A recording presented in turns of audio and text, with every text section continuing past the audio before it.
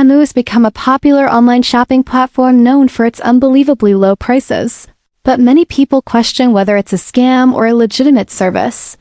The platform is owned by PDD Holdings, the same company behind Pinduoduo, and while it is not an outright scam, there are several concerns buyers should be aware of. Many users report receiving low-quality items that don't match the descriptions, experiencing long shipping delays, and facing difficulties with returns and refunds. Additionally, there are concerns about data privacy, as Temu collects a significant amount of user information, and its parent company's ties to China raise further security questions. While some customers have positive experiences and receive their orders as expected, others feel misled by the platform's marketing and inconsistent product quality. If you decide to shop on Temu, it's important to be cautious, read reviews, and manage expectations, as the platform operates more like a bargain marketplace than a premium shopping experience.